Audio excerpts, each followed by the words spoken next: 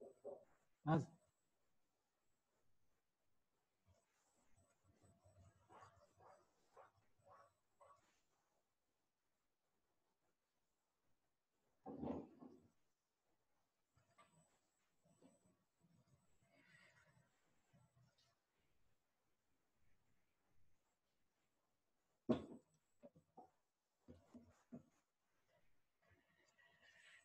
One line class का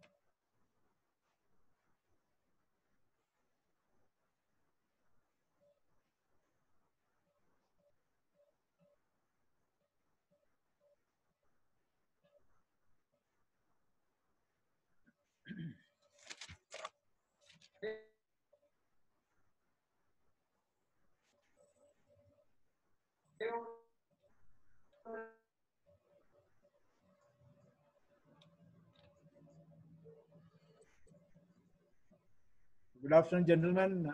Let's start today's class.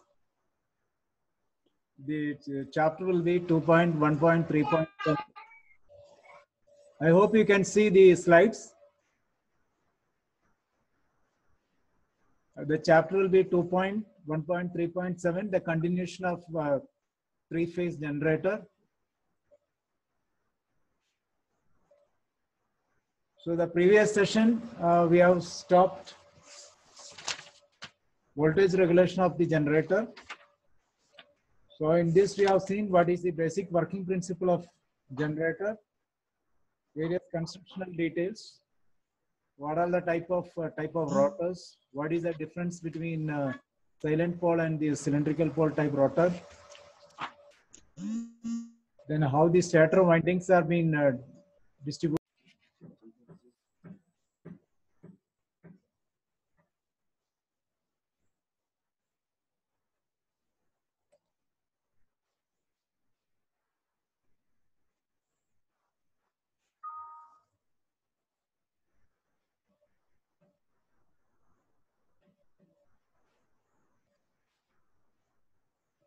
And what is a sleeve bearing? Then damages to the sleeve bearings, alternator voltage generation, EMF equation of an alternator, distribution factor, coil span factor, voltage regulation. So this was what we have covered in the last class. So today we'll be discussing. Yo sa side si General. Today we'll be discussing. Ulit day ka na faker. So today's topic will be shaft generator. What is the working principle of shaft generator? What are the advantages? What are the disadvantages of shaft generator? And what is static frequency converter? What is a synchronous compensator? So after that, then we will see excitation system. Why we need an excitation system? What excitation system is doing? So in this, we will see reactive power sharing and active power sharing. Different type of excitation systems. That is basically DC excitation system, AC excitation system, and static excitation system. And then we will see what is the transient response of alternator, what is the recovery. Then we will touch upon the automatic voltage regulator, AVR. Then permanent magnet generator. And last is alternator electrical layout. So these are the topics for today. So let's start with the shaft generator. First, we will see what are the advantages and disadvantages of shaft generator and what are the various modes of operations. So three-phase AC generators are driven by the main engine that is called shaft generator. So basically the advantage is that the two-stroke engine, main engines are run at low cost, heavy oil, heavy fuel, and more efficient comparing with the four-stroke auxiliary engines. So shaft generators are more fuel efficient and emission levels are low. And shaft generators are run and supply the ship's loads. Besides saving in the cost of fuel, the maintenance cost of the lubricants are considerably reduced. Operational cost of the manpower is also saved. Reduction in noise and vibration levels. Less space is required and more reliable because main engine is as a prime mover is more reliable. Disadvantages could be we cannot produce any power at the harbor. It can increase the load on the main engine, reduce propeller and engine efficiency at low propulsion speeds, and more complex shaft arrangements because you need gears, clutches, flexible couplings, etc. So it is more complex shaft arrangements. So these are the advantages and disadvantages of shaft generators. These modes of shaft generator, one is called power take. Power takeoff means take the power. Power take-in means take the power in. And another one is called the PTH. PTH means power take home. Okay. So if you look at this PTO, power takeoff means additional energy is generated in the main engine, is taken off by the shaft generator to produce electricity as an alternative to four-stroke fuel engines. So we are producing more power. That is called power takeoff. So hence this mode is called the power takeoff mode. Power taken means power taken mode provides propulsion power to shaft which boosts the main engine with temporary extra power. So it can be used as an emergency backup, like a main engine failure or something like ship want to move to the port. So in emergency case, we can use this. So it's a power take-in mode. You can look at this diagram here. It says the energy flow, the direction of the energy flow is showing in the power takeoff mode. So shaft generator is operating as an alternator driven from the main propulsion engine, providing power supply for the vessel electrical systems. So this is a power takeout mode. So we are giving power to the switchboard. You can see the energy flow diagram. Second one is the power take-in mode. So in this mode, shaft generator is operating as a synchronous motor. It can either provide boost in power or working alongside with the main engine to increase the vessel speed, or it allows the main engines to reduce the power, thereby lowering the fuel consumption and wear on the main engines. So here in this PTA mode, power take-in mode, main engine is also running, and the shaft generator is operating as a synchronous motor.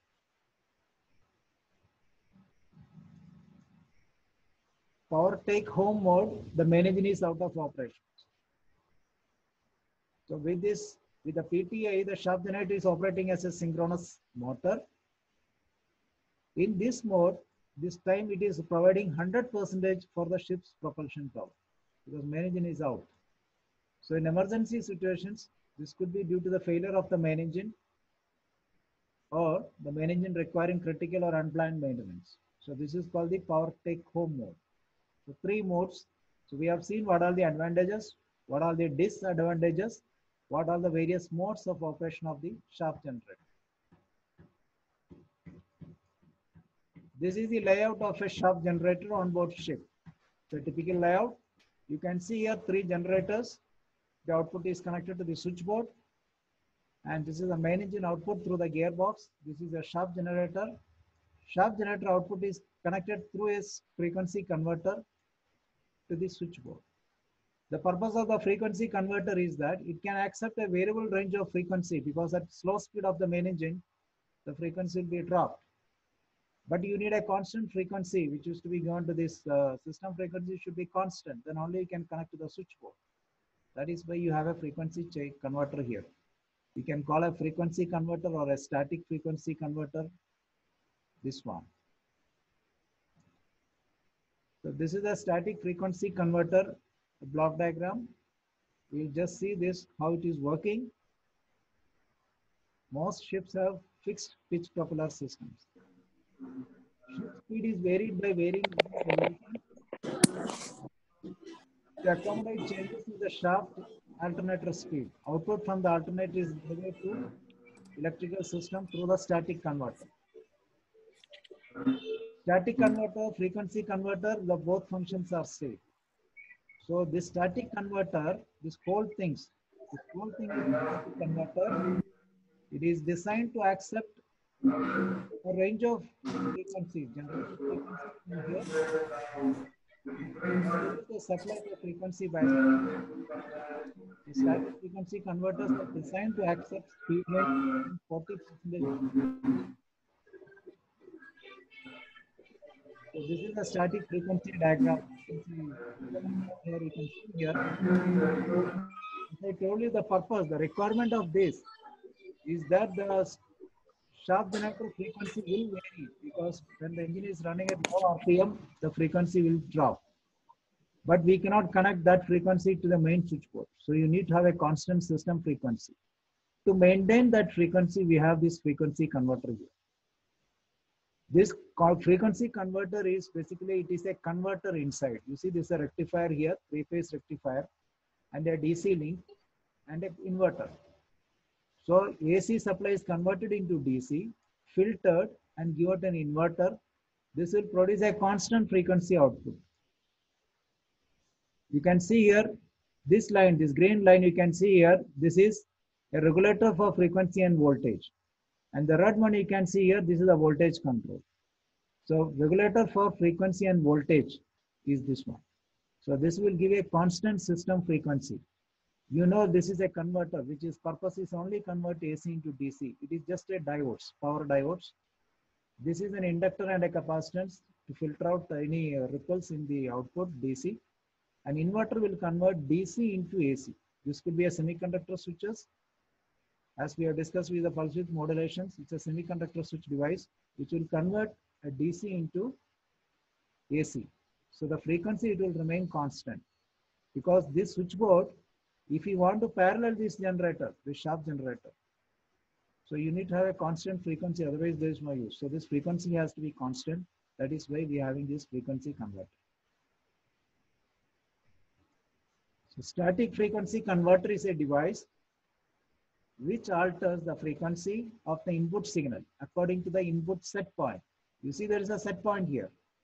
This is a set point. As the name specifies, it consists of a solid switching device. Solid switching means it could be an IGBT, it can be a thyristor inside, which will convert a DC into constant.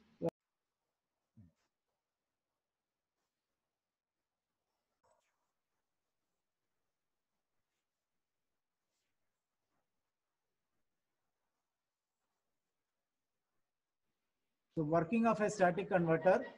Static frequency converter is a device which alters the frequency of the input signal according to the input set point. As the name specifies, it consists of solid state switching device. That means semiconductor devices. Output of the shaft generator is delivered to the static converter, which has got two parts, a rectifier bridge and an inverter. So alternating current from the shaft generator is rectified by the three-phase bridge circuit. A smoothing reactor smoothens the ripples and limits the short circuit current in the event of short circuit. So direct current from the rectifier is available at the thyristor bridge. The thyristors are triggered by the gate pulse at a sequence timing controlled from the gate control circuit. So output of the thyristor bridge is a three-phase alternating current at a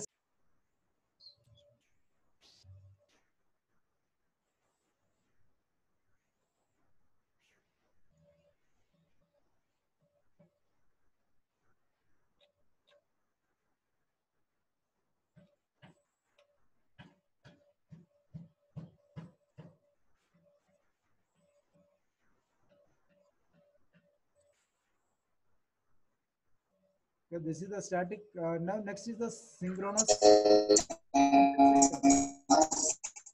In this, there is called a synchronous compensator.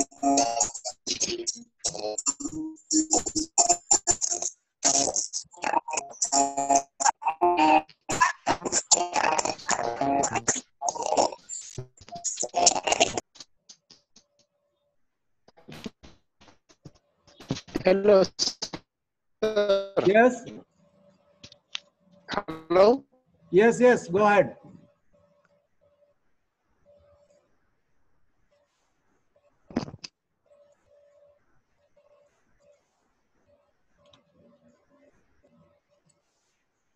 So the synchronous compensator,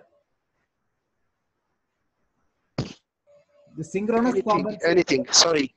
Yes, speak. Okay, synchronous compensator, the output frequency of the inverter is so managed by the triggering circuit to have necessary droop for sharing load. So one is like when you want to share, load sharing is to be done, there should be a droop. The frequency droop also has to be there. So that is done by the synchronous.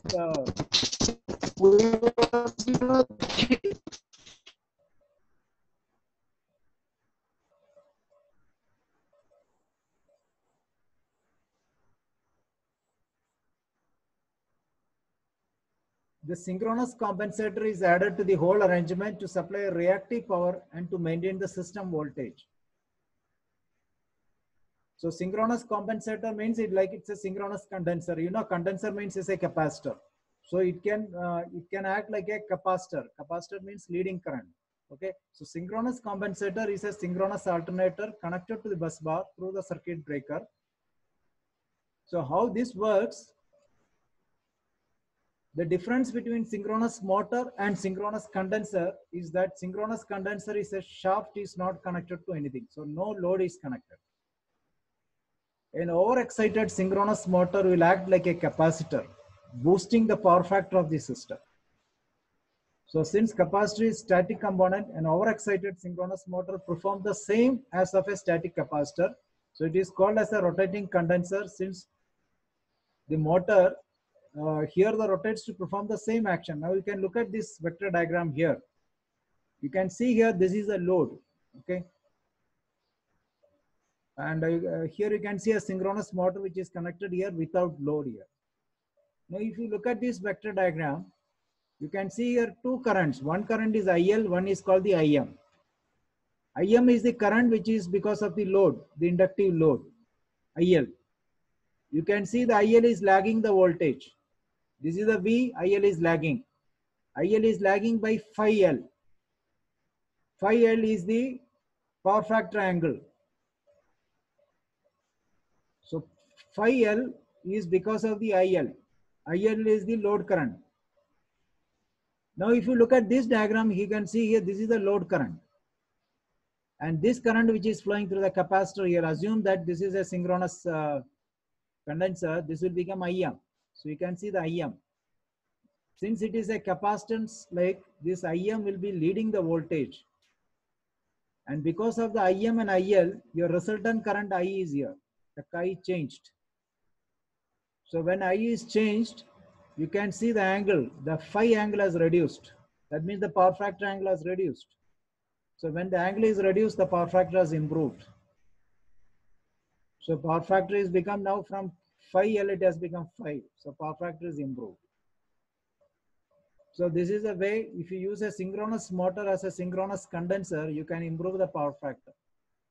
You can look at this diagram also here. This is the voltage. When you overexcite in a synchronous motor, when you overexcited, you see this is the E2. This has become more. You are overexciting the rotor. So what happened in this case, the resultant voltage is here. The current has become leading now. This is the leading current. So in this way, synchronous motor can run as a synchronous condenser or synchronous compensator, you can say. So basically, synchronous condenser means like synchronous capacitor. As you know, capacitor is always having a leading current. So you can improve the power factor by using a synchronous condenser. If you read this slide, the synchronous motor takes a leading current when overexcited. You know the excitation is given to the rotor. So when you overexcite it, it takes a leading current. Therefore, it behaves like a capacitor. An overexcited synchronous motor running on no load is known as the synchronous condenser. So what is a synchronous condenser? An overexcited synchronous motor running on no load is known as synchronous condenser. So when such a machine is connected in parallel with induction motors or any other device which operates at lagging power factor, induction motor, you know, it's inductive load. So it needs more reactive power. So the leading reactive power supplied by the synchronous condenser will partially neutralize the lagging reactive power of the load. Consequently, power factor of the system is improved. So basically, when synchronous motor running at no load as a synchronous condenser, it will give more reactive power. So your overall power system will be improved. As you have seen this, the power factor improvement by the synchronous condenser when three-phase load takes load current IL at a lagging power factor cos phi L, the synchronous condenser will take a current of IM, which leads the voltage by an angle phi M. Is it? So this is the phi M. This is the load current. So when it overexcited, it takes a leading current. So your power factor angle will improve from phi L to phi. Means angle will reduce means power factor will improve. So here the resultant current is a vector sum of the load current and the capacitor current capacitance because of the rotor and lags behind the voltage by angle phi. It is clear that phi is less than the phi L. So cos phi is greater than the cos phi L. So this power factor is improved. So synchronous condenser generally used as a major bulk supply in stations for power factor improvement. Hope this vector diagram is clear to you. Here it is shown capacitor here just to show when it is overexcited what happens. Because this current flowing here is called the IM. The current which is flowing here. The current flowing here is the IL.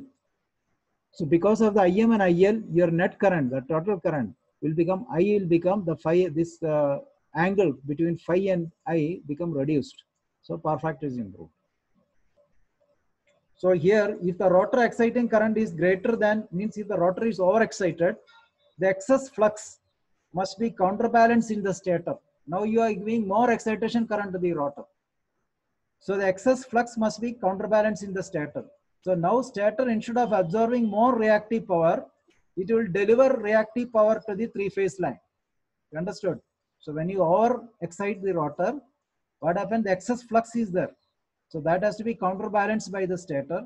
So now in this case, stator, instead of absorbing the reactive power, it will deliver reactive power to the three-phase line. So motor then behaves like a source of reactive power. Which motor? The synchronous motor, synchronous condenser. So it was like a capacitor. So motor operates as a leading power factor. Synchronous motor delivers more reactive power when it is overexcited. Okay. So shaft generator can be used as an emergency propulsion motor. In the event of an emergency, due to the main engine failure, the power can be drawn from auxiliary generators to run shaft generators as a motor to drive the propeller shaft take home mode. In emergency, you can use for bringing ship to the an emergency to the port also can be used. Okay, so this we are finishing with a shaft generator. Let's just revise it. What has been covered? First, we have seen what are the advantages of shaft generator. What is the disadvantage of shaft generator? What are the various modes of operation? Power takeoff mode, power take-in mode, power take-home mode. 3 modes. Then we have seen the general layout of a shaft generator. Why we need a static frequency converter here? As I told you, it can accept a wide range of frequencies because shaft generator is to be connected to switchboard with other auxiliary generators. You need to keep the frequency, system frequency constant. And the shaft generator frequency can vary depend upon the engine speed. So to have a constant system frequency, you need a frequency converter. That is why this frequency converter. Frequency converter, same, the principle is almost like a VFD, like, you know, it is having a converter and a DC bus and a inverter. Okay, so I think we are finished with this shaft generator. Let's go to the next topic, that is excitation system. Excitation system, basic principle of generator we know, like it's movement of electrical conductor through a magnetic field. Okay, so how the voltage is induced? As the conductor is passing through the magnetic field, it cuts lines of magnetic force, which will cause the current to be induced in the conductor. Now, because of the conductor as a resistance, as per the Ohm's law, the voltage is equal to current times of the resistance. Therefore, voltage is induced between the two ends of a conductor. And if the conductor is connected in a closed electrical circuit, a voltage will cause a current to flow.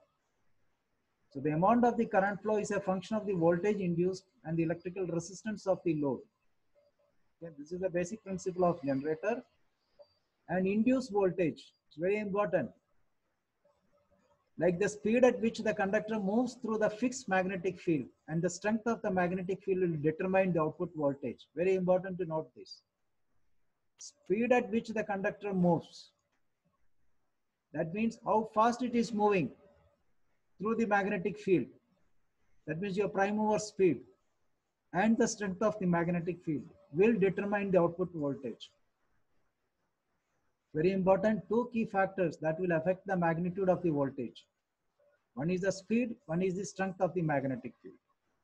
The speed of the is a function of the rotational speed of the generator or engine. We can say, as the speed engine increases, the voltage also increases. Excitation system. You see, excitation system, the generator output voltage is most often controlled by regulating the strength of the magnetic field. It is accomplished by generator excitation system. The excitation system will monitor the generator voltage and regulates the magnetic field to maintain the desired voltage. We know, like for the load sharing, like we have kW and kVAR. kW means it's connected with the speed. kVAR means reactive power is shared by the AVR. So the excitation system monitors the generator output voltage and regulates the magnetic field to maintain the desired voltage. When the load on the generator is increased, what happens? The current flow is increased. Then the voltage will start dropping. Now excitation system will sense this decrease in voltage by using potential transformers, or you can say voltage transformers on the generator output line. It will sense that there is a decrease in the voltage, and this is sensed by the AVR, and it will try to increase the strength of the magnetic field to return the voltage to the desired level. Okay, we will see in detail this excitation system. I will because we are coming to the topic synchronization and load sharing, we'll see more in details how this reactive power sharing is done. But in time now, you must understand what is a function of AVR. That we'll see in the coming topics. So magnetic flux is placed on the rotor. Required magnetic flux is created by the rotor by supplying DC current. So this is called the excitation current. This DC current is called the excitation current, which is required to generate magnetic flux. Why we use DC? Why we not use AC? Because the excitation we need constant. We are making like magnetic field, it should be DC. That is why we are using DC. So the excitation system, basically there are three types. One is called DC excitation system, AC excitation system, static excitation system. See, the names are very clear. DC excitation means it's a DC excitation. DC excitation is using pilot exciter and main exciter, then generator given to the main field. That is DC excitation. We'll see some drawings. This DC excitation is very outdated system because it is used for small generators. AC excitation is rotor excitation and brushless type. Nowadays, we are using mostly brushless excitation system. Static excitation means whole the excitation system is static. It is not moving. So in case of DC excitation and static excitation, we are using brushes. In AC excitation, brushless system, we don't use brushes. So the system which is used to providing necessary field current to the rotor winding of a synchronous machine, such system is called the excitation system. In other words, excitation is defined as the system which is used for production of the flux by passing through the current in the field winding.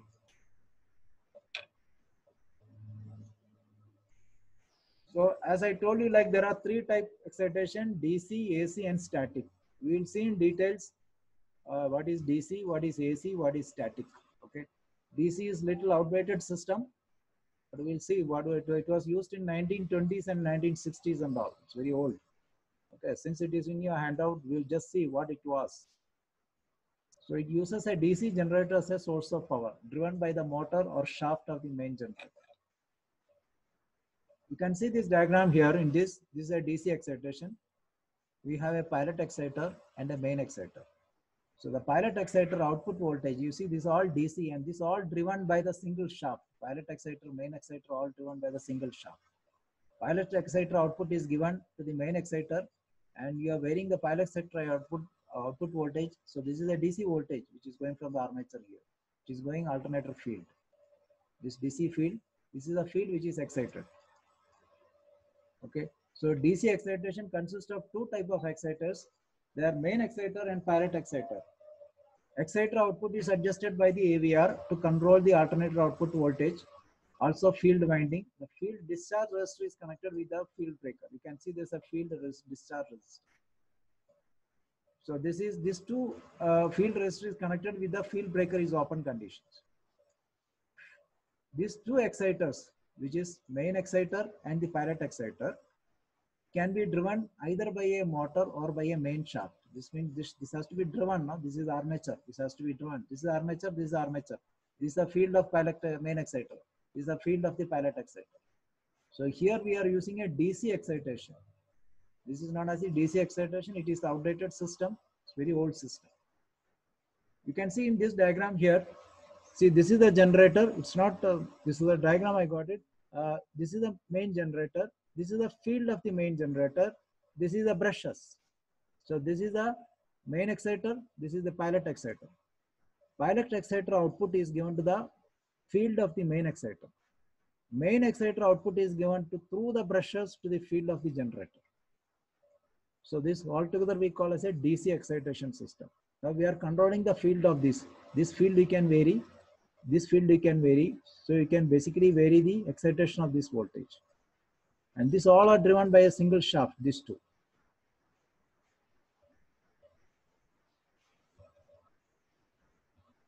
This is the brushless system.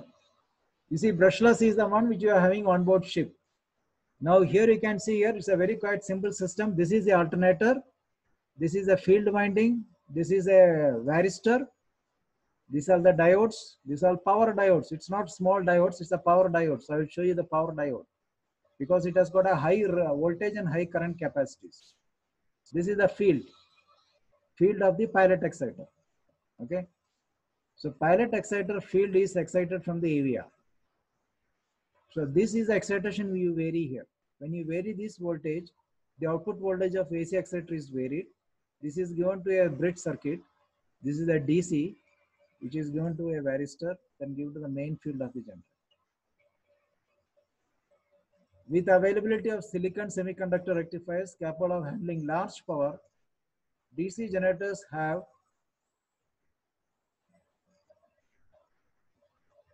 generators type excitation were replaced with AC exciter. So this is an AC exciter. Okay. So what are the parts which is rotating? All these parts are rotating. These all are rotating. This is stationary. This field is stationary. In brushless excitation system, AC three-phase armature of the exciter is the main alternator shaft, is on the main alternator shaft and rotates with a DC field system. So AC output of the armature is rectified by the diodes mounted. In brushless system, okay, this we have seen. Features of this, maintenance is less because there are no commutator, no brushes. Alternator can be self-excited by building the field core of the exciter with residual magnetism. Here very important thing is that in this field will lose sometime residual magnetism, because when you start it, when the generator is started from rust, you need a residual magnetism here. If there is no residual magnetism, means when it loses the magnetism, you need to flash this field. These two field you can find in the terminal box. It will be written F1 and F2. Always it will be F1 plus F2 minus. So in this case, nowadays on the switchboard, you'll find there's a flashing, there's a switch, additional switch is provided. Whenever you start the generator, if no voltage is built up, that means the field has lost the residual magnetism. So that time you have to start the generator and just give few seconds, the switch should be on. So you are giving an additional voltage to this DC voltage. That is called the field flashing. So whenever this loses the residual magnetism, you have to do the field flashing. How you make out this? When you start the generator, because generally when you start the generator around 200 RPM, after 200 RPM, till 200 RPM, it's air run mode. Once it finishes 200 RPM, you should start building up the voltage. If the no voltage is built up after 200, 250 RPM, that means the field has lost this residual magnetism. So when a field can lose a residual magnetism, if the generator is lying idle for a long time, suppose the generator is not used on board ship for a long time, or some heavy maintenance repair is being carried out, at such circumstances, the field can lose the residual magnetism. So in this case, you have to flash the field. To flash the field, normally they have provided a switch on the switchboard for flashing. In case some of the ships you don't have this switch, you have to identify this two wire which is coming from the AVR to the field. It is always denoted as F1 plus F2 plus. This is a DC, the polarity should not be changed. So what you have to do is you have to disconnect from here, connect a battery across this with a diode so that there is no reverse flow of current. Put a diode in series and just touch these two wires so you can flash this field. And you start immediately, because generator should be running while flashing it, so it will build up the voltage. Hope you understood what is field flashing. Two question, what is field flashing? Field flashing means when the exciter field loses the residual magnetism, you need to flash the field. When you require this, how you know whether the field is lost the residual magnetism? When you start the generator, if the voltage is not built up after 200 RPM, that means the field has lost the residual magnetism. There can be other reasons, but you have to see this could be one reason. And second thing, under what circumstances a field can lose residual magnetism? If the generator is lying idle for a long time on board ship, not used, let's say 6 months, major repairs, at such times you can lose the residual magnetism. Hope it is clear what is field flashing. Yes, Abraham. So if we need to flash, and if we don't have Battery. Yes, go ahead. If you don't have,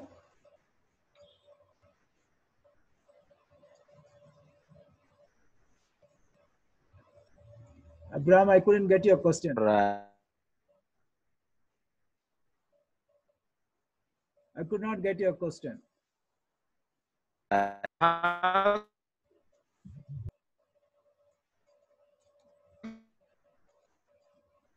You see, the field flashing is How you know whether it is lost the residual magnetism? When you start the generator after a long repair like 6 months or lying idle, when you start the generator, if you don't find a buildup of the voltage, you can think that the field has lost the residual magnetism. Normally on board ship on the switchboard, you'll find there's a switch for field flashing. The switch is given. Nowadays, all the new ships, you'll find this switch. So you start the generator, while running, you just give the switch just on for a few seconds. It will, that is the time you require. If you don't have this, suppose you don't have a field flashing option on the main switchboard, at that time you have to use the batteries.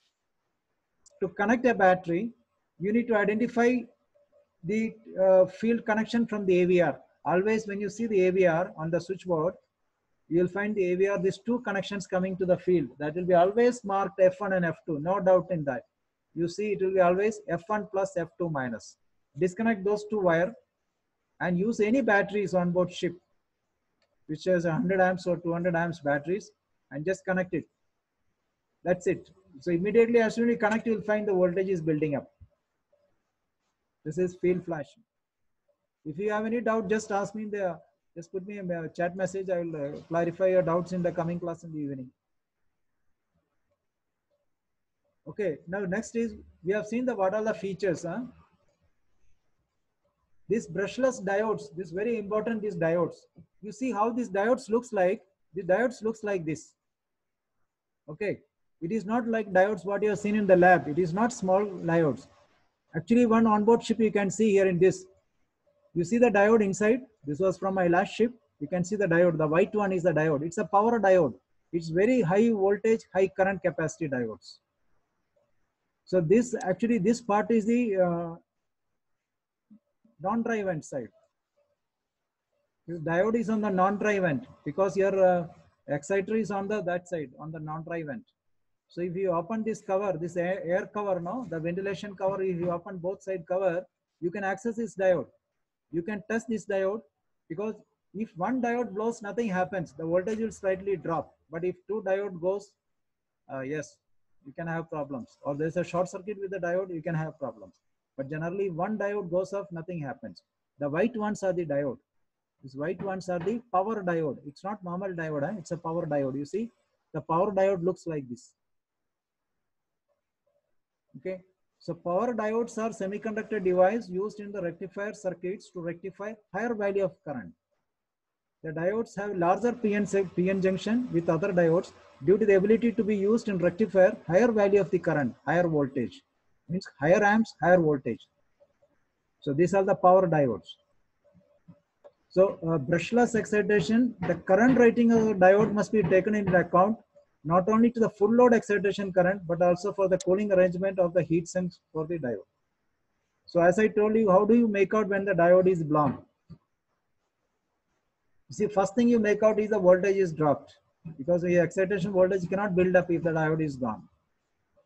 If one diode blows, okay, you can manage, but if it more goes, it is a problem. Also very important, when you do the Megger test of the stator winding, Megger test of stator winding, it's okay. You can do the Megger test. But when you do the rotor winding, you have to take care of these diodes. All these diodes has to be shorted with a wire. Otherwise, if you use a 500 volt Megger, you will blow the diode. It's very dangerous situation. Diode will blow. So you must short circuit the diode before you do the Megger test of the rotor winding. Stator winding, no issues. You can do it. Hope this is clear. So the diode part is clear. Then this is the varistor.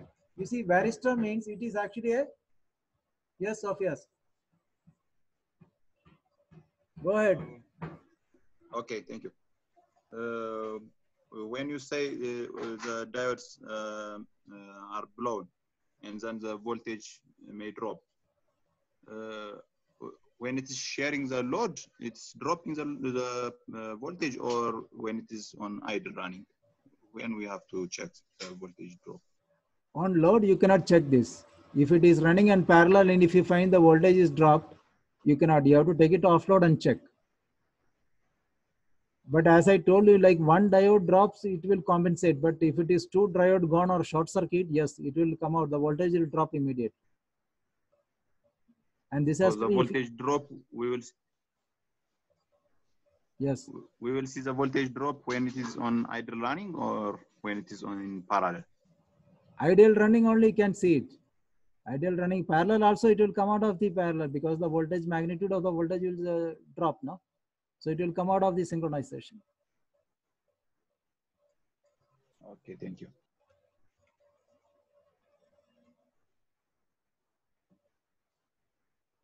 This static excitation, so this is a brushless excitation, okay?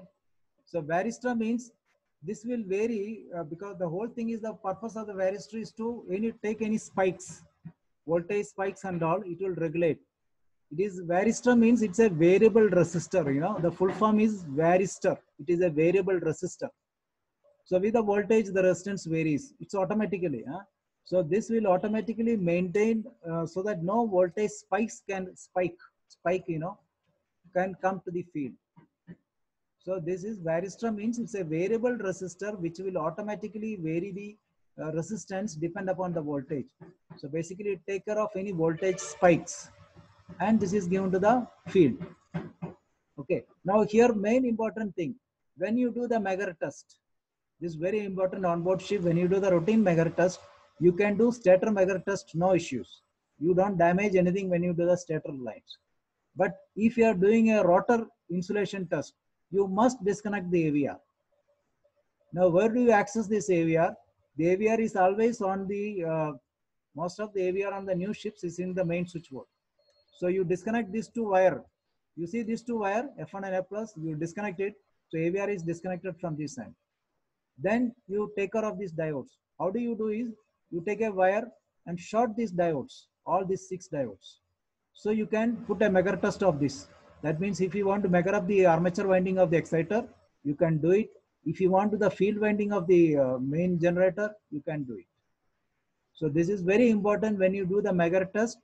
Never do it without disconnecting the field winding from the AVR. Disconnect the field winding, then do the Megger test. Short the diodes before you do the rotor Megger test. Stator side, no problem. Generally, people are doing most of the time, you do the stator windings. This should be in very high in mega ohms or giga ohms, these insulations. Okay, so this is the non-dry vent. So you must have seen 2 ventilation ducts on this. You know, one is near the flywheel, one is on the non-dry vent. So these are the air ducts. So from the flywheel, you can see on the flywheel, after the flywheel, there is a fans inside. The fan will suck the air from outside. It will come through the windings and it will come out from here. So it will keep the windings cool. Okay. And this is the pilot exciter here. This is a pilot exciter. Okay. Next is the static excitation. Before we go to static excitation, just let's touch up what is a resonance, and you must understand this. See, resonance means of a circuit is involving capacitors and inductance, okay? Because the collapsing of the magnetic field of the inductor generates an electric current in the winding that will charge the capacitor. And discharging the capacitor provides an electric current that builds up the magnetic field in the conductor. So here, inductor and capacitance. Inductance stores the energy and releases the energy. When it releases, the capacitor will get charged. Okay, so there's an electric current that will build up a magnetic field. Resonance occurs when reactance of the inductance balance with the reactance of the capacitor at a given frequency. That is called resonance. What is electrical resonance? Means reactance. Reactance means reactance of an inductor means XL, 2 pi FL. Reactance of a capacitor means 1 by 2 pi FC. That is the reactance of a capacitor. So when XC is equal to XL, that is called resonance. This is important to study this one. That's why I just want to rush up this one. See here, there's a small numericals which shows what is the reactance here. See, a series RLC circuit has got a resistance of 4 ohms, inductance of 500 millihertz, and a variable capacitance. Supply voltage is 100 volt at 50 hertz. You see, when XC is equal to XL, the total inductive reactance is 157.1 ohms. Capacitance is 20.3. And when XC is equal to XL, the total voltage has increased 3927.5. You can go through the slides. So here what I mean to say, when inductance and capacitance are equal, that is called resonance. This is called the resonance. Now let's see this circuit. That's why I told you, I'll explain you why we studied this resonance. This is a static excitation. See, in the static excitation, this is also not in use now. This was used previous years. Static excitation means the whole excitation circuit is static. It is not rotating at all. It's not moving. Excitation system is constant. But here we are using brushes. You see the brushes here? That is why. So this one is rotating. These brushes are here. The field is here. This is the field. Field is rotating. But here we are using brushes. These all are static. That is why it is called static excitation. The principle of static excitation is that three-phase transformer has two primaries. You can see here primary 2, primary 1, and one secondary. Now this primary is in series with the load, and this is connected in parallel. You see the parallel connection here. It is connected in parallel. This is connected in series. So principle of static excitation is that three-phase transformer with two primaries, one in series, another in parallel, feeds the current from the secondary winding. This is the secondary is only one, and the output of the secondary is connected through the rectifier, through the brushes to the field. This is the field. The field is creating the magnetic field is created by this field, and this is the stator. The output is taken from here. Excitation at no load is given by the parallel connected primary, which is designed to give sufficient excitation current for normal alternator voltage at no load. So when there is no load current, the excitation is given by this. Here I was telling you about the resonance, because this capacitance will give a boost, initial boost of giving the excitation. So this give a boost, so the output of secondary will be more. It is rectified, DC given to the field, which will create a magnetic field. The load current of the alternator in series with the primary. This is in series with the primary.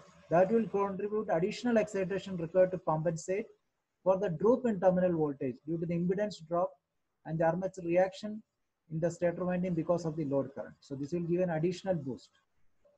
So this is called the static excitation. I'll show you one more diagram of static excitation. You can see in this. You see here, this is the generator main winding. This is the field winding. This is the brushes. Now when generator is started, the generator output voltage is taken through this regulator through the SCR. This is a thyristor which will maintain, you can vary the output voltage of this thyristor from this, and this is given to the DC field of this. But a question can ask, when the generator is, when you are starting the generator, suppose there is no like build-up of this voltage, here you got a battery bank, a switch here. So when you switch on this battery bank, the DC supply is available to this for initial starting. And once it reaches to the synchronous speed, then you open this switch, then the output is connected through this, through the thyristor to the field. So these all things are static. That is why it is called static excitation. Okay, next is the transient voltage dip. Transient voltage dip and alternator response. See, dip means when you start a heavy motor, a squirrel cage induction motor, normally it starts, it takes a current around 8 times of the full load current. So what happens, the voltage will dip. You know, they will find a slight blinking on the lights. This is called the voltage dip. You can see in this, there is a voltage dip here. Now, how fast it come back to this is called the transient response. So whenever you start any heavy load, the generator voltage will drop. That is called dip. And how fast it come back to the steady state conditions. Steady state means the steady state error. We can see this is a, suppose this is a set value, it should come back onto this. This is a steady state. So how fast it come back, it's called the transient response.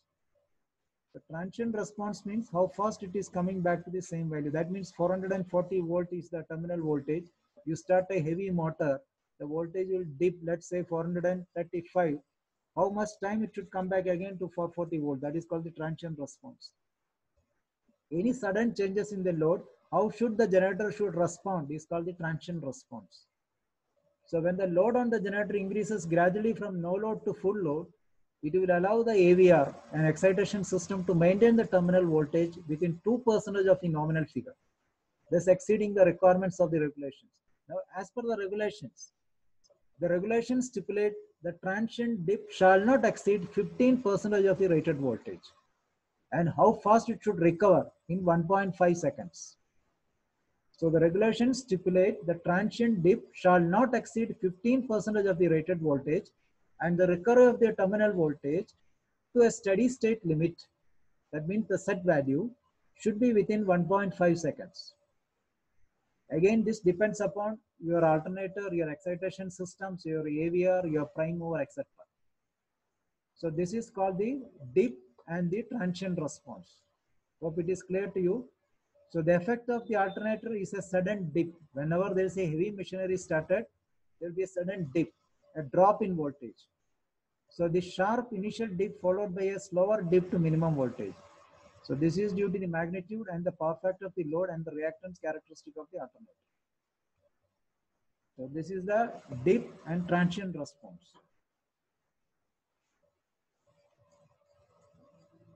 The static exciter has got a better recovery as per this, because statically excited system make use of the load current to adjust the excitation current. We have seen there are two transformers in this. One is a two primary, is it, in this. So one primary is in the load circuit, one is in parallel to the generator, another secondary is here. So in the static has got a better recovery response, because they use the load current to adjust the excitation current. Therefore, the excitation current is a function of the load current. Field current is adjusted rapidly as the load changes. So typical recovery time for alternator is 1.6 seconds, and for brushless is 0.6 seconds. But static system uses 0.02 seconds. So static excitation has got a better recovery time. Recovery time means how fast it recovers when a dip takes place. Okay. So we have seen this three type of excitation system: DC excitation system, AC excitation system. In AC we have seen brushless type, and we have seen static excitation system. Nowadays on board chip we have all brushless type. This is one more system called, we are using permanent magnet generator type. Okay, I'll just show you this one. It looks like this. This is the latest. And we'll see this in details, how it is working a permanent magnet generator system. It has got a lot of advantage. You don't have to do field flashing here, because the AVR is given a separate supply. You see the AVR is getting a separate supply from the PMG, permanent magnet generator. So any short circuit, any problem on the load side will not be affected by the AVR. AVR is always constant supply. This is around 220 volt. It is coming from here. The PMG is always connected on the non-drive end of the alternator. So AVR is quite safe. It is a separate supply exclusively for AVR. So no problem with the AVR, no field flashing. So this is the new system what we have on board chip now. Okay, this will study in details when it comes to this. So this is also an excitation system. We'll see the AVR now, and we'll see few AVR. We'll see all generator excitation system is designed to maintain dynamic and transient stabilities. What is dynamic? Ability to correct the voltage for small change in load. What is transient stability? To maintain synchronous operation in the event of system fault. So dynamic stability and transient stability. Basic theory of automatic load sharing. See, load sharing is two things. It is a proportional division of kW load and kVR load. What is kW load? The power is provided only by the prime mover. kVR load is power is provided by the alternator. kVR load sharing means power is provided by the alternator. So automatic load sharing is required between generators to maintain maximum capacity of the system. So we have kW load and kVR load. If you see the power factor triangle, okay, you can see here, this is the active load, this is the reactive load, and it's apparent power. Active load means it is by the speed, the prime mover. Reactive load is by the AVR. What is active load? Heating load. What is reactive load? Inductive type load. You can see in this, Even the inductive load, the reactive load goes more high. What will happen? The angle becomes more. Is it? The phase angle becomes more. And when the reactive load is less, this angle will become less. So power factor will improve. When the reactive load is going high, the angle will become more, so your power factor will become reduced. Now in reactive load, we will concentrate on reactive load. We will study this load sharing in the coming topics. There is a separate topics for load sharing. We will see in that details. What is kW load sharing, kVAR load sharing. Now we are studying only the AVR part. So let's see what are the jobs of AVR. Once generators are synchronized together, they must share the reactive power. Is it? So reactive droop compensation and cross current compensation, there are two things. Okay. Reactive droop. Droop means drop in voltage. Other one is called the cross current compensation. In cross current compensation, there will be no drop in voltage. You can see both diagrams. This is a droop load share, droop compensation. This is a cross current compensation. We'll see in details what is a cross current, what is a droop. Before coming to this, let's have a touch upon the active and reactive power. To parallel AC generators, we need kW and kVAR variables must be controlled properly. The torque applied to the generator must be controlled in order to divide the real power. And excitation to generator must be controlled to divide the reactive power. So two things are important. One is real power, that is the torque. Torque means the fuel. The more fuel, more torque. So that is for the reactive load. That means when you when you give an engine more fuel, you are developing more torque. So that is for the real power, that is kilowatt. Then when you give excitation to the field, you are increasing the reactive power. So real power is done by the electric energy of the generator. The power is supplied by the prime mover in form of a torque. So the generator converts mechanical torque into electrical energy, and this energy is supplied to load such as heat, light, mechanical energy to the motor, etc. Reactive power is a power required by the loads with inductance or capacitance to store energy on each half cycle. So it is reactive power means it's inductive type load. Okay, heating or resistance or these are heaters, etc. This comes in the real power. AVR must be adequately tuned to ensure.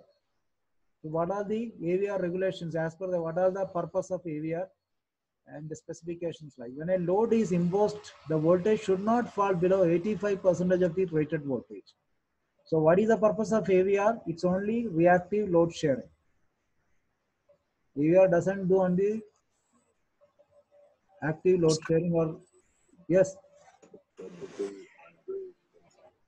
Yes, Aman, go ahead.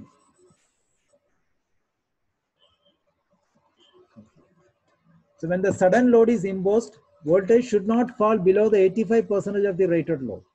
Or when the load is removed, voltage should not rise above 120%.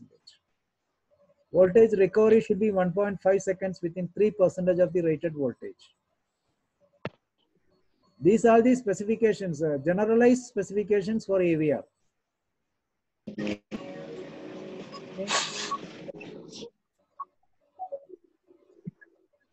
So most of the static excitation system use AVR for trimming purpose to maintain voltage within narrow limit of plus or minus 2.5%.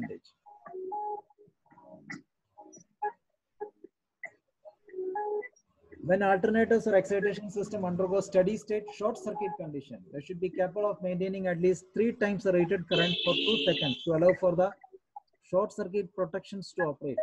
See, these are the specifications what AVR should be. That means when the load is changed, sudden load is changed, voltage should not fall 85%. When the load is removed, it should not shoot up more than 120%. Recovery should be 1.5% within 3% of the rated voltage.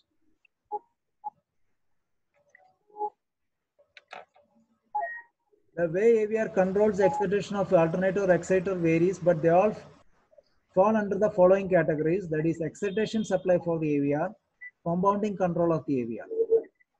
Excitation supply means AVR supplies the whole of the required excitation current. Excitation current means the current for the field, okay? So don't confuse. Excitation means its excitation current means field current. Compounding control of the AVR, compounding excitation system produces excitation current excessive of the normal requirement. Now the AVR is sensing with Zener diode also. There is a type which is using Zener diodes, okay? So AVR we can see a generalized block diagram. This one we can see. So here you can see here the output of the generator is given to a voltage. Yeah? This voltage sensing circuit. Voltage sensing circuit is the potential transformer. So this is a step down transformer. Output of the voltage sensing circuit is given to a comparator. Here you have a set voltage. You can set the voltage manually, or you can use a manual voltage trimmer. Output is given is to an amplifier. Amplifier output is given to a thyristor. Is an AC supply is given here. So by varying the firing angle of this thyristor, you can vary the DC voltage. So here you see this all static. It's all not rotating. It's only the field is rotating. የሆነ ፍሩት ቤት ጋር ታቆምልኛለሽ። ፍቅር ነው ወደፊት ይኖራል።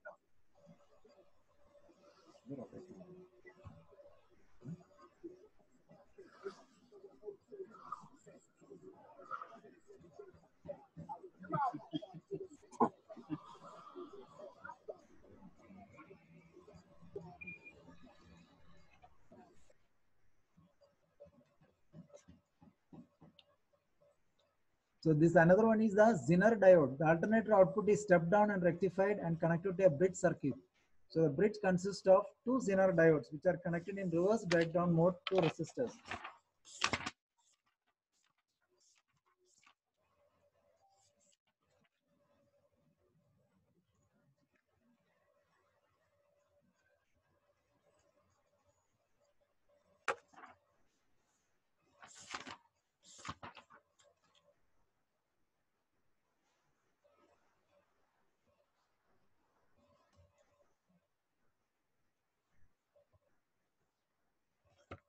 So this one you can see here, the one which is using a Zener diode. I think it's in a page number 300 of your handout. So in this case, the bridge consists of a two Zener diodes. You see the Zener diode is actually depend upon the breakdown voltage. It will be a constant voltage. If the Zener diode is let's say 25 volt means it will be a constant 25 voltage in spite of the variations in the input side. So in the breakdown mode, the voltage across the Zener is constant. So AVR using with the Zener diode also. So this is a handout of page number 300. So here in this case, we are using Zener diode because of the property of the Zener diode that in the breakdown mode, it will maintain a constant voltage. So when voltage is applied to the bridge, varies the current through the Zeners vary, but the resistance also varies to keep the voltage across the Zener constant. So this is one type of AVR where you use the Zener. Here the three-phase generator voltage is applied to the measuring unit and it is rectified, amplified to the measuring bridge. The bridge signal output measures the error in the generator voltage, passed to the amplifier and then fed to a triggering circuit of this thyristor. The electronic circuit ensures greater the magnitude of the amplifier signal, greater the delay time before the trigger fires the thyristor to allow half-wave rectifier current to flow through the field winding. So if the terminal voltage tends to rise due to some load reduction, then the thyristor delay time firing angle is extended. So the greater the delay time, smaller the average field current. Means, so the field current will become less because if the firing angle becomes more means less voltage. RMS voltage is reduced. So the field current will become less. Field excitation will become less. So a reduction in the terminal voltage means delay in firing time. So firing angle become less if the voltage drops. So more voltage to the field. So this is the basic diagram of an AVR, working of an AVR. The power of the excitations come from the main stator. So AVR responds to the voltage sensing signal from the main stator. Sensing circuit is always potential transformer. That means if 440 volt input supply, 110 volt you'll find maybe at the output of the transformer. So whenever this voltage varies at the output side, the transformer output also varies. That goes to this comparator circuit. Now why we need this manual voltage regulator? As I told you once, conditions like suppose two generators are running in load and you find like a same kilowatt, but your power factor varies, your current varies. Okay, one of the generator is taking more current. So in such times, you have to take that generator because one generator is taking higher current, one is taking less current. Kilowatt is same. So your reactive power sharing is not proper. Reactive power sharing means the reactive power sharing of the AVR is not correct. This can be due to few reasons. One is the terminal voltage of the both generators are not matched, or one generator terminal voltage is less. Otherwise, the droop setting of the AVR is not correct. These are the two things which can happen. In such circumstances, you need to take the generator which is having higher load current, take it on off load, and measure the output voltage. Where you measure the output voltage, you measure the output voltage on the potential transformer. If it is 440, you can measure direct. If it is higher voltage, then you have to measure on the transformer which is on the switchboard. So you measure the no load terminal voltage. No load terminal voltage should be the rated voltage. If you find the no load terminal voltage is not correct, then you adjust with this voltage trimmer. Make the voltage, because this trimmer has got a very small tolerance only, you cannot vary too much. So you can adjust this no load terminal voltage and again try generator and see the load sharing, the current sharing should be correct, means reactive power sharing should be same. Because when you look at the switchboard, both generator, when it is synchronized, when it's on load, both should have the same power factor, both should have the same kilowatt, both should have the same current. If the kilowatt is same, if the current is different, means power factor also will vary. Because the reactive load is terminal voltage, reactive load sharing is not correct. That is why the power factor varies. So such circumstances, take the generator in off load, check the no load terminal voltage by a multimeter on this voltage sensing circuit, adjust with the voltage trimmer, adjust the voltage. Still after that also you don't find the current is not same. Then you have to check the droop setting of the AVR.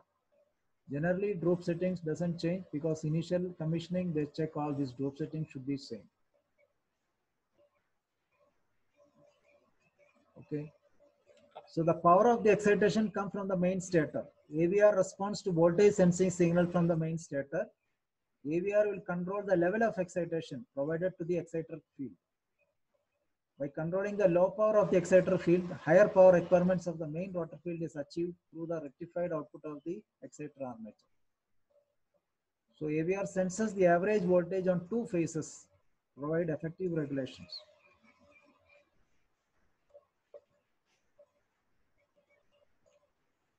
So this is a AVR block diagram, voltage sensing circuit. What are the parts? What is the voltage sensing circuit? This one, it step down the voltage, rectifies smooth generator output voltage, producing a DC signal proportional to generator terminal voltage. It's going from comparator unit, which will compare the DC signal, this signal which is coming from here with the set voltage. So if there is an error between these two, the signal will come to the amplifier. Thyristor is a fast switching semiconductor electronic switch controlled by a signal at its gate. As I told you, this thyristor firing angle is varied. Higher the firing angle, less output voltage. Less the firing angle, higher the output voltage.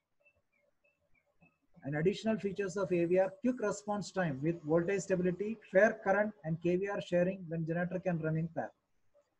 This is the AVR block diagram and these are the functions of each unit. Let's see this PMG now, permanent magnet excitations. The permanent magnet generator with appropriate regulator can enhance generator's transient performance because it will provide constant AC voltage input to the automatic AVR regardless of the generator terminal voltage. So this will give a constant output voltage to the AVR. Now where this is fitted on the non-drive end. So if you see, this is the non-dry vent. This is the dry vent. This is the flywheel. The fan, sorry, this is the flywheel is here. This is the fan. So this is the bearing, this is the fan, and this is the shaft. Your flywheel is here. So this is a non-dry vent. Here you have the PMG. This is a permanent magnet generator. Permanent magnet. The magnet is permanent magnet. And this is also driven by the same shaft. So it produces an output voltage. And this voltage is given, constant voltage is given to the AVR. So this is what it says. It will provide a constant AC voltage input to the AVR regardless of the terminal voltage. So when the load on the generator is non-linear due to the thyristor power supplies such as UPS systems, VFDs, load may produce notches on the voltage severe enough to causing misfiring of the power rectifiers. So when this occurs, generator terminal voltage will become unstable. So if the generator is fitted with a PMG, the input power AVR is isolated from this disturbance. So this is the advantage. Anything happens on the load side will not be affected to the AVR. It's a constant supply, AC supply is given to the AVR. PMG will also provide 300% short circuit support for 10 seconds at 60 Hz without addition of electric boost and series boost systems. So when a downstream voltage fault is seen, suppose there is a fault at the downstream side at any generator's terminal, the generator terminal voltage will drop to 0 in case of a short circuit. So for a shunt excited generator, this will result in 0 voltage input to AVR. Therefore, generator may be unable to force the current flow through enough for the downstream circuit interrupters to clear the circuit.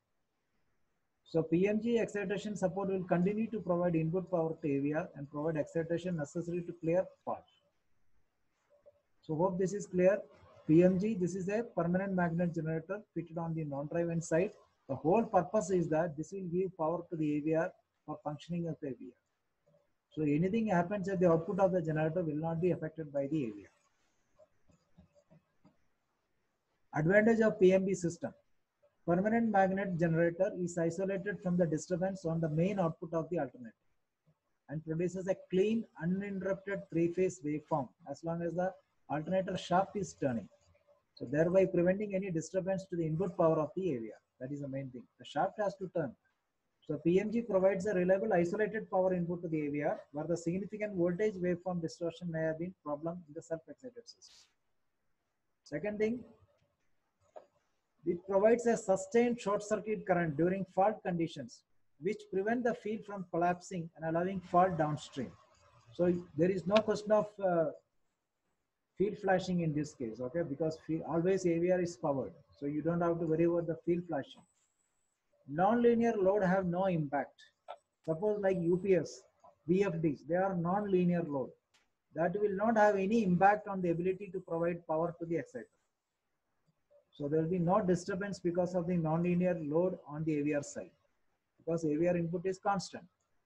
Powerful voltage build up on the initial startup instead of relying on the residual magnetism. So no question of residual magnetism of the field here. Why? Because your field is having a constant supply from the AVR. As soon as it starts, the power is available here. So this will not lose the residual magnetism, because field is always supplied from the AVR. Isolation from the high transient conditions in motor starting situation, which otherwise would limit. So you see this, what happens, suppose you start some heavy machineries. So your output voltage is fluctuation is there. That cannot affect this, because this supply is constant. There is no load, nothing in this. It's a pure supply from here, power supply to the AVR. All other constructions remain same. You see, this is the pilot exciter. Pilot exciter, this is the field, this is the armature, these are the diodes. From the diodes, it is going to the field, armature field. Sorry, this is armature here. From here, it is going to the rotor, in the main field. The main field is this, main rotor field. So this is the main field. So here, pilot exciter field, armature. From the armature AC output, these are the diodes. Then it gives to DC supply to the main field. So this was I was telling you about the fan impeller. This will take the air from the inside and it will go through inside, through the windings, and it comes out.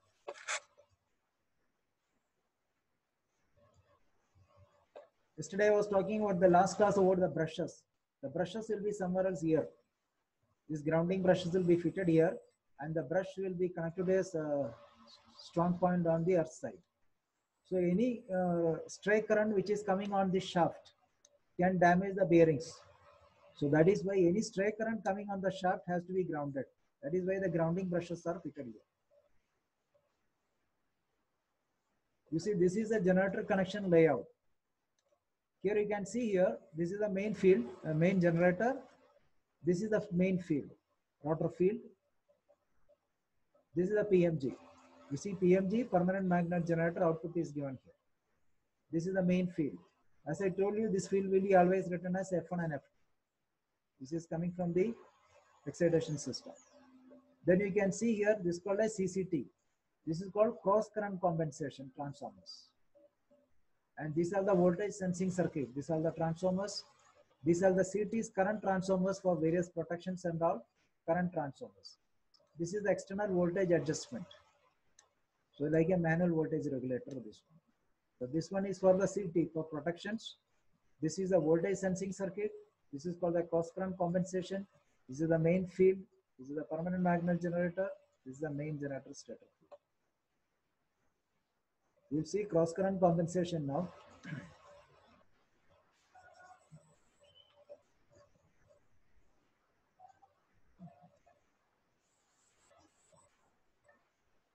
You see any two generators to run in parallel.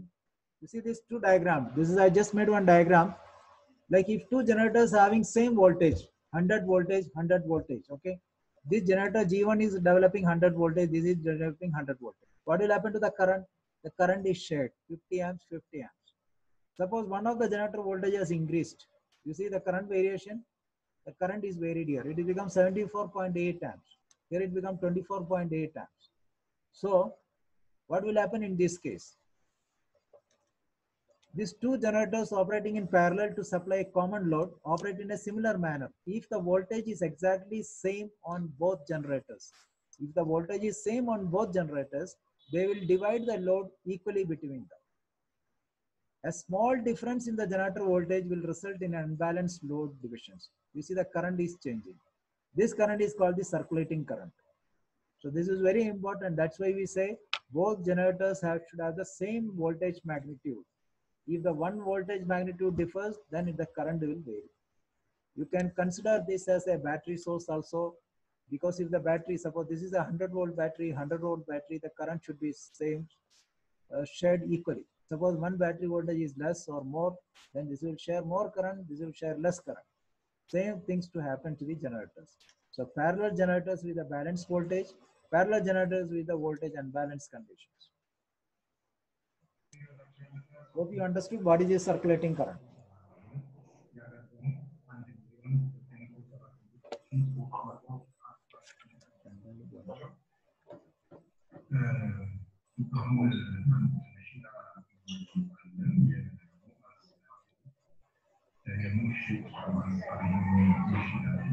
Okay, so cross current compensation, cross current, don't confuse with the droop CT and cross current compensation. They both are two different things. Okay, droop CT and the cross current compensation.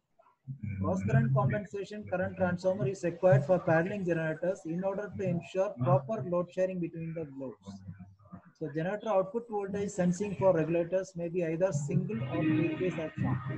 So on some models of the regulator, the sensing transformer is the integral part of the regulator.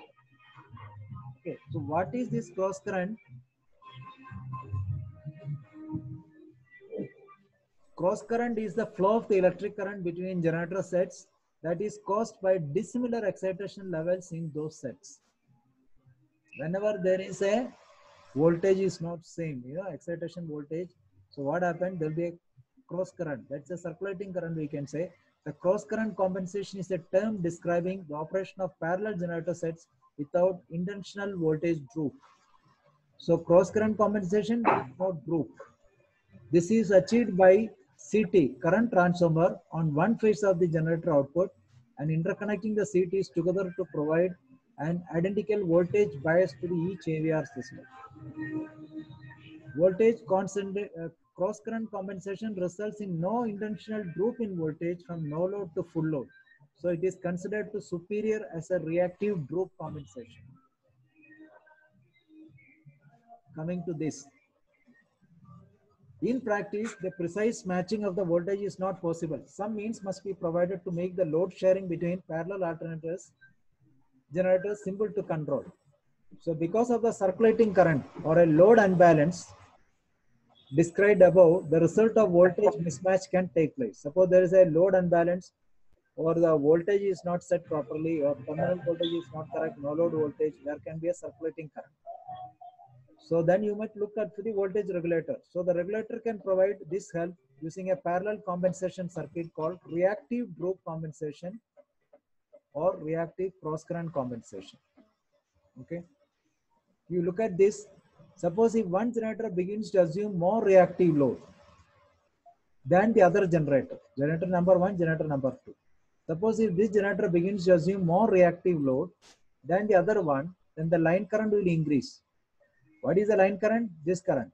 This line current, this is the line current. The line current will increase. This will result a great voltage drop across the burden resistor. This is the burden resistor. This is the burden. Hello.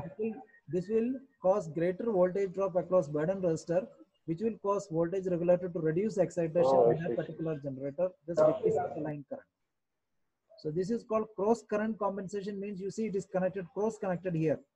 From here the load, it is connected to number 2. From here number 2 is connected to number 1. This is called cross current compensation. So an increase in the current through the cross current loop caused by the imbalance of the first generator will develop a voltage across the second generator parallel burden resistor, that is opposite polarity here.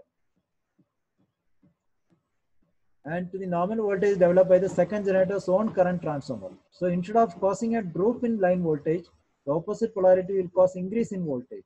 So this increase in voltage, increase in one generator and decrease in other generator will cause the parallel generator system to balance itself.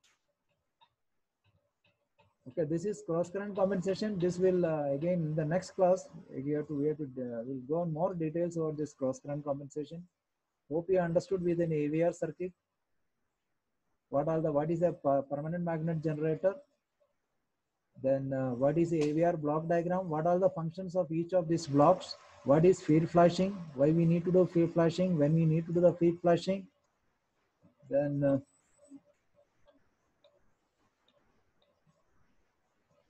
okay, load sharing you'll see. Again, there's a topic coming up on load sharing. We'll go in more detail about the reactive load sharing and KW load sharing. How it is done.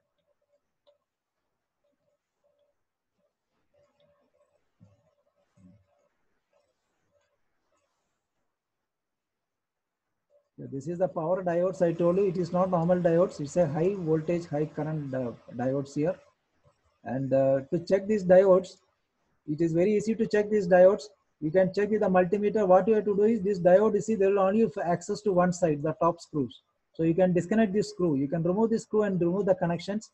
And with a multimeter, you can check the forward and reverse connections. The diode is good or not. No need to take out this whole thing from here. If they're disconnecting, you can disconnecting this wire. If there is a wire which is connected here, we can disconnect it and see. Okay, so the power diode looks like this.